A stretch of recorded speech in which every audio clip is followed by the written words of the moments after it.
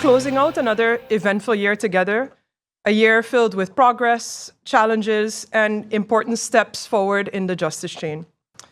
December is always a special time for our island, and families gather, friends connect, thousands of visitors arrive to enjoy the beauty and warmth of St. Martin.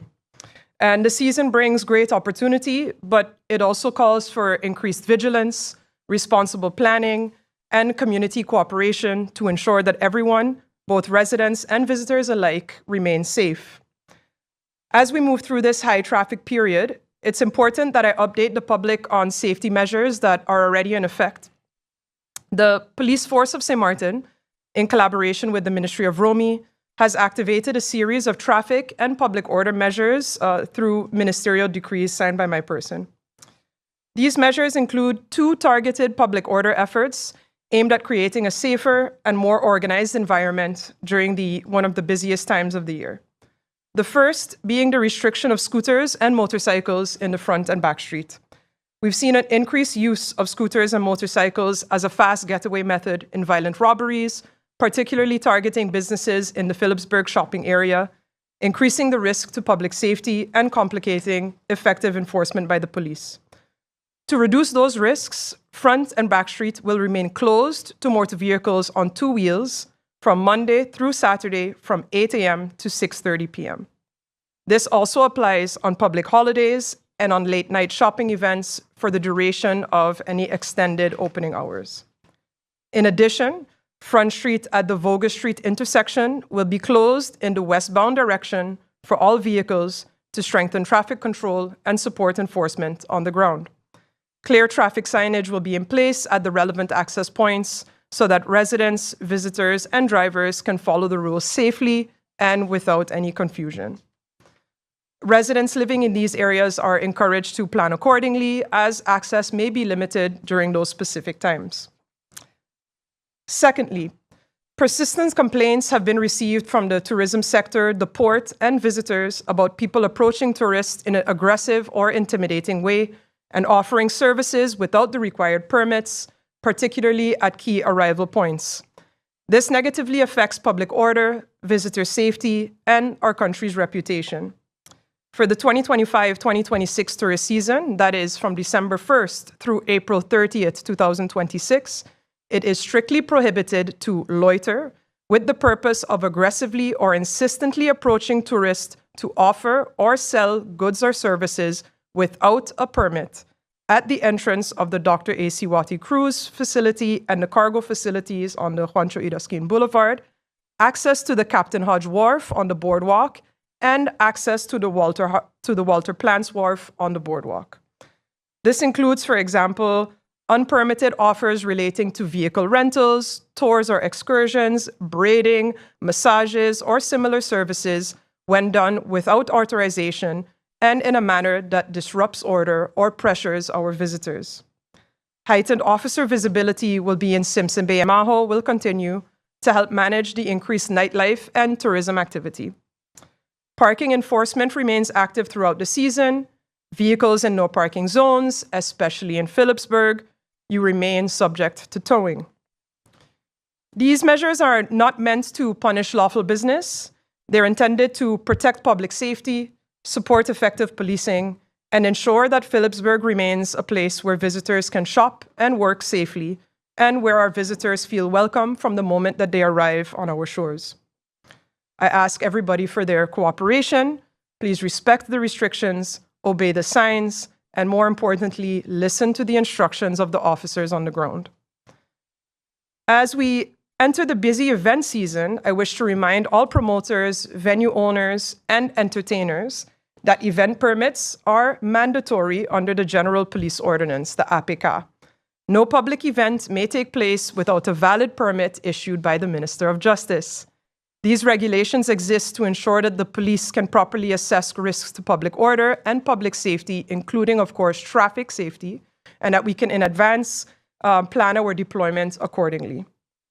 I emphasize as well that even if a business holds a valid operational license, this license only covers the activities specifically and explicitly permitted under your business license. Whenever an event qualifies as a public entertainment or a gathering open to the public for relaxation or amusement outside the scope of your operational license, a separate event permit is required under the General Police Ordinance. An operational license does not replace the requirement for an event permit, and venue owners who rent out their premises for public events must ensure that an event permit is requested and approved for each event that is being hosted. With respect to religious manifestations, no permits are required. Requiring a permit for a religious manifestation, such as a procession or witnessing in public, would be unconstitutional, as it would infringe on your freedom of religion.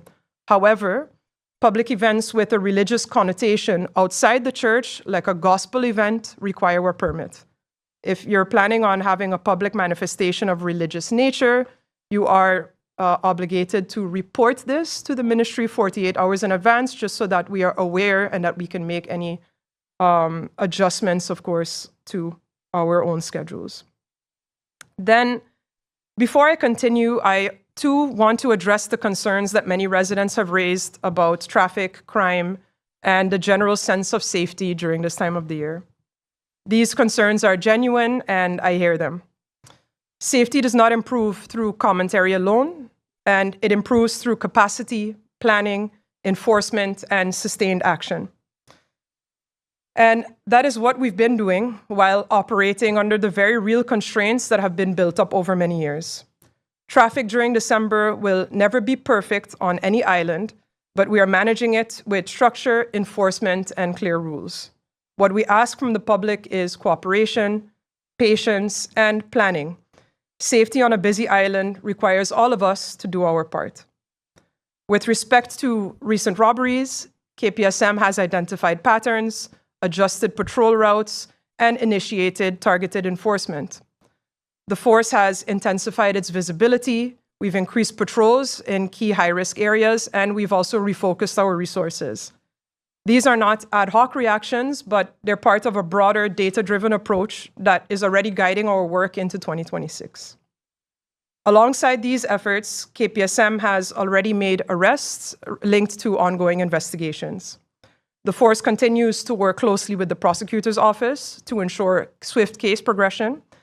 And public safety, again, depends on the full chain working together. And I have to say that cooperation between the police, prosecution services, border agencies, customs, detention, that I've seen this significantly strengthen throughout this year. But as the Minister of Tiat also said, preventing crime also requires community partnership.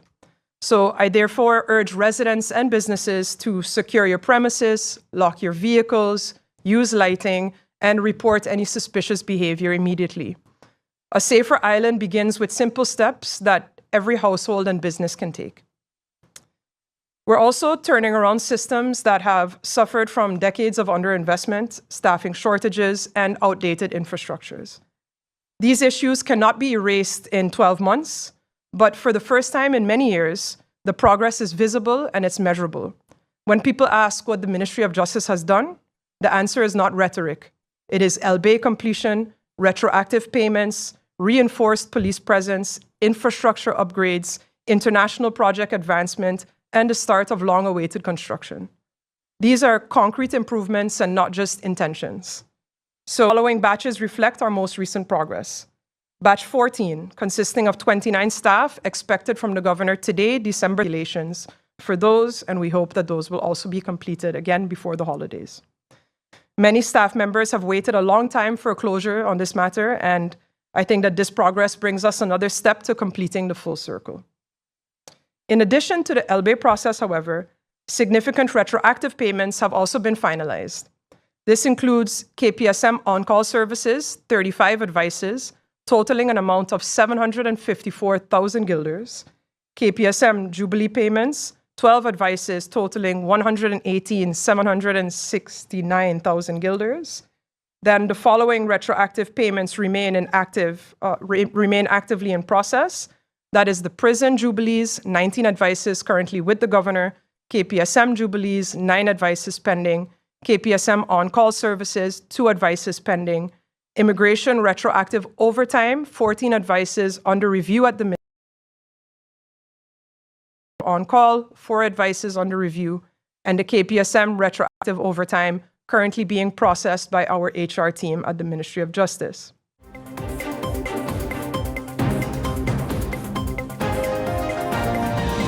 For the Prime Minister or for TIAT? Okay. Thank you. So this is regarding the invoicing from GB. So we've been in conversation with a number of residents and businesses who have explained that they have, despite numerous requests for outstanding invoices from GB, are still missing. I mean, I've seen where a company had, I think, over 50 invoices, 50 accounts, and of which large blocks of invoices are missing. So this is now, going on 2-3 years that invoices can't be provided by GB. So I'm not sure if this is a question for Prime Minister because of GB or for TIAT because I think that there's a consumer protection aspect to this as well. That I think it's unfair that businesses and residents, despite requests for invoices, cannot be provided an invoice. And how much longer are they expected to wait? And then when the invoices do actually come, they're so far gone that you have no way of telling if they're actually valid anymore or not. Mr. Lee, I have been hearing those statements also outside there. And yesterday we had a closed-door meeting in Parliament with the supervisor, and they're very accurate now with their invoices, and their accuracy rate is above this, is that we are the shareholder of GEBE, and we have the corporate governance without just communicating with the supervisory board. So my line of communication is the supervisory board. The supervisory board then has the task to communicate it with the managerial board. And sometimes that's very frustrating for me because with my character, I am very hands-on. I am very hands-on with problems. But as long as that's the way we hear it on the street, we have as shareholders, as government, the task. Whatever we attend their holders as government, the task. Whatever we attend them on, and we have to continue putting them on, and we have to continue putting pressure and stay in good communication because our common target is, of course, to improve the service to the consumers, being the people of St. Martin. So just for clarification, Prime Minister, I have account numbers and I can provide you information. That 97% accuracy claim is nowhere near correct. Please send them for me. So I will send it to you so that it is no longer hearsay, but then factual. Yes. But then it goes to the second part of my question, which is that I understand your relationship with GB, but from a consumer protection point of view, how reasonable is it that consumers go years, literally, without being able to receive an accurate bill, and how are you then expecting them to hold funds to be able to pay it when they finally do receive it, if they ever receive it? Thank you for that question, Emil. You're laughing at me. Yeah, tag. Two things. Consumer protection. That's something that the Ministry of TIAT is busy working on, establishing a utility, so BTPU. That law right now is with the it's with the legal affairs. So those are the two items with the consumer and regulating a utility.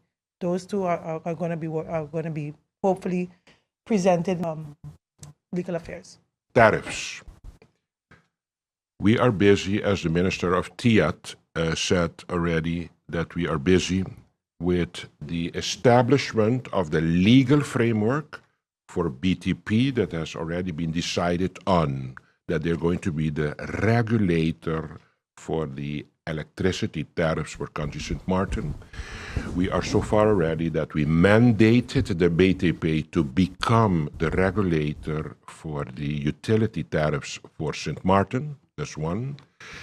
And secondly, we already have the draft Landsverordening, the national ordinance, in draft, already made, and it's presented now to JZNW, and I am expecting in the coming 2 weeks for sure to have the correct definitive feedback from JZNW on the draft legislation framework to establish the BTP as the authority, as a regulator for the utility tariffs. Once that is received by us from JZNW, it's going to be handled in the Council of Ministers. And once the Council of Ministers approve it, it's going to be sent to the Raad van Advies, the Council of Advice. And once the Council of Advice approves it, it's going to go to Parliament because it's a law, it's a landsverordening, it's a national ordinance. And then once Parliament approves it, it will be actually at that moment ratified, and then we move from there. And then country St. Martin has an official legal regulator for the tariffs. That is nowadays, the last days we're seeing a lot about, we need in the guiding of this tariff the sustainable relief for the people. These are articles that are coming up today again in the newspaper. They are actually pressing on sustainability of relief. And the sustainability of relief is to have a regulator that at the end of the day is going to tell GB, as the Prime Minister have been saying for a while already, your prices are too high, your tariff is too high. As you know, I have done the analysis through a report of BTP. The BTP concluded that some measures can be taken to actually lower the prices that are being charged to the consumer. As you all know, the supervisory board was completely resistant to the advices. And why it became a difficult negotiation is because there is no regulator to oblige any organization to say, you can find this and the government can find this, and the report is saying that, but at the end of the day, if the regulator follows the rules of a report and the report does a great research and comes to the conclusion that the price is too high, the regulator is the authority at this particular moment, once it's established, to tell GB, listen, you can find whatever you find about the prices and the invoices, but this is the max that you can charge the people. And my hope is that in the beginning of the second quarter of 2026, this law is completely through the whole trajectory of the JZNW, Council of Ministers, Raad van Advies, contribute to to protect the people to.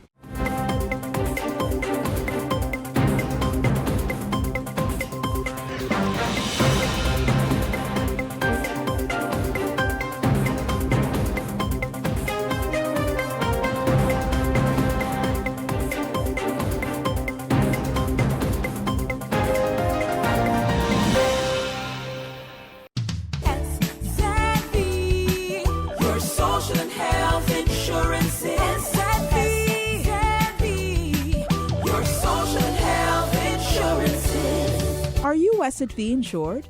Do you have a valid medical insurance status? SXM is cardless. Request your My SXM account today and enter the virtual office of SXM. Go to sxv.sx and sign up now. SXM, yeah, your social health insurances.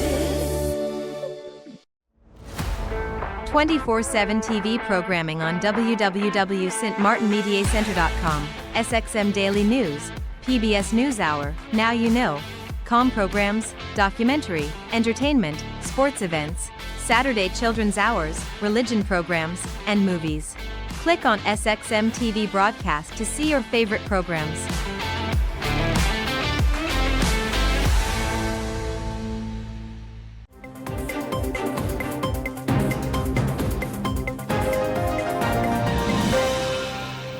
Excellentie, mijn naam is Etienne Glebbeek. Ik mag u een vraag stellen namens de Nederlandse verslaggevers. De Nederlandse excuses zijn van de week aanvaard. De vergiffenis is vergeven. Begin is er. Hoe gaat het nu verder? Nederland en Suriname moeten verder. Er is een stap gezet, dat is de eerste stap. Maar het is een proces. Suriname leert onafhankelijk te zijn. Nederland moet ook leren dat Suriname onafhankelijk is. Een eigen land met eigen vraagstukken, eigen identiteit. En tegelijkertijd met verbinding met Nederland vanwege onze mensen, vanwege de taal, vanwege juridische systemen. En daarvan moeten we dus, zoals ik al heb gezegd, een toekomst maken die op een nieuwe leest is geschoeid. En dat is een proces. De koning zei net dat hij een heleboel heeft geleerd. En wij leren ook. Wij leren op onze eigen benen te staan. En wij hopen dat Nederland dat ook leert. Dus dat we met elkaar een samenwerking hebben die helemaal gelijkwaardig is. Elkaar ondersteunend. Want Nederland heeft belangen in Suriname en Suriname heeft belangen in Nederland. En gaat de toekomst ook over herstelbetalingen bijvoorbeeld? Wel, dat kan aan de orde komen, maar wij hebben afspraken binnen de CARICOM over hoe dat proces zou moeten gaan lopen. Dus dat De is CARICOM is de organisatie? van Caraïbische Staten. Suriname is lid daarvan. En we hebben gemeenschappelijke geschiedenis als kolonies. Dus sommige van Nederland, Engeland en Frankrijk en zo. Dus we hebben een gemeenschappelijk plan opgesteld. En Suriname heeft zich daaraan gecommitteerd. Dat betekent dat herstelbetalingen even zijn genoemd in deze dagen, maar niet in de diepte. Dat we daar niet in de diepte op zijn gegaan, omdat wij vinden dat het een ander onderwerp is. Suriname is vooral erop gericht, ongeacht wat we gaan beslissen over herstelbetalingen, om niet te wachten, om zelf haar ontwikkeling op gang te brengen, zelfstandig. En dan zullen we zien hoe de herstelbetalingen, hoe we daar iedereen gaan helpen als dat iets is wat moet gebeuren. Dat gaan we wel ondersteunen, maar de regering richt zich op de ontwikkeling van Suriname. Tot slot, hoe kijkt u terug op deze week? Het was positief, denk ik, omdat, zoals ik al heb gezegd, Nederland is een belangrijk land voor ons. Onze mensen wonen daar en we hebben de historie. En ik vind dat als we zo samen gekeken hebben naar dingen, dat we een pad hebben opengemaakt om met elkaar op een goede en volwaardig, zelfstandige manier samen te gaan werken. Dank u wel. Nu geef ik een slotwoord aan zijn majesteit. Als u een slotwoord heeft, dat u wil richten. Nou, ik wil dit eigenlijk het formele moment is dat wij ook afscheid nemen van de president en haar echtgenoot. U ook voor iedereen heel hartelijk danken voor de mogelijkheid die u de koningin en mij gegeven hebt hier om op staatsbezoek te komen. Voor de warme en gastvrije ontvangst, de open dialoog die we gehad hebben en de manier waarop wij nu naar de toekomst kijken. Ik denk, mevrouw de president, dat wij hier iets neergezet hebben deze 3 dagen, dankzij u en uw regering, en die ons op zo'n manier ontvangen heeft en zo open bent geweest. Ik denk dat we echt naar de toekomst kunnen kijken op een constructieve manier, als gelijkwaardige partners. En dat we het verleden ook op een hele ceremoniële manier, en voor mij ook een emotionele manier, aan de Suriname-rivier op dat moment eigenlijk letterlijk op het water gelegd hebben. En we kijken nu vooruit. En ik verheug mij op een zeer goede toekomst als 2 vrienden met een gezamenlijk verleden, maar met een mooie toekomst. En ik dank u hartelijk nogmaals voor een prachtig bezoek. Ja, dank u ook voor de manier waarop u bent omgegaan met het bezoek. En dat we met elkaar hebben besloten dat we nu gaan kijken naar een toekomst die beter is en op een andere lijst is. Absoluut. Dank u wel. Ja.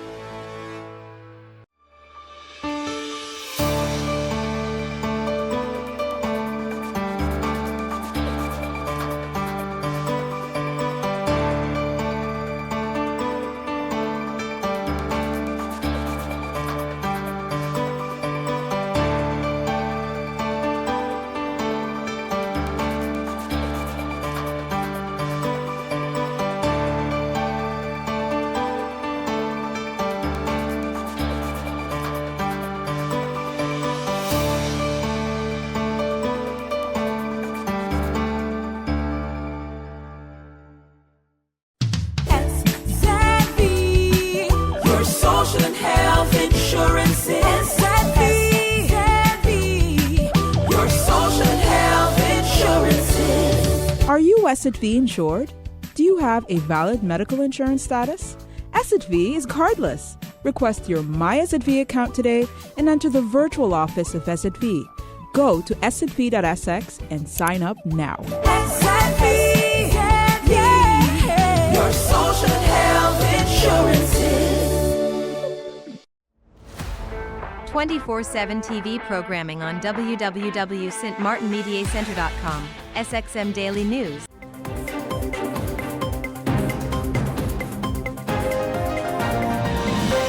Welcome to Sweet Scents, where we have a different wide variety of scents, as well as Christmas scents, as the Christmas season is coming up soon, as in mountain pine, as well as snickerdoodle.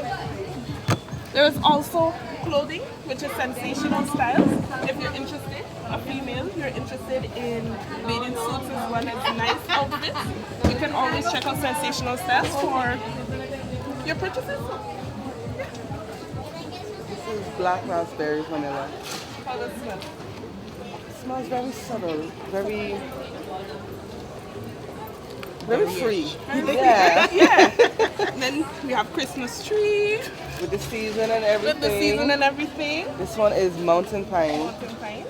Smells just like a Christmas tree. Yeah. I could smell it from all the way here. So imagine. Exactly. So if you are interested, you can always check out our Instagram page, which she will show to you now. Down below, sweet scents, sweet.scents._. And then the phone number below, you can text to reach on WhatsApp. Okay, good. Thank you. Thank you. All right, you're welcome. Thank you. Okay, take care.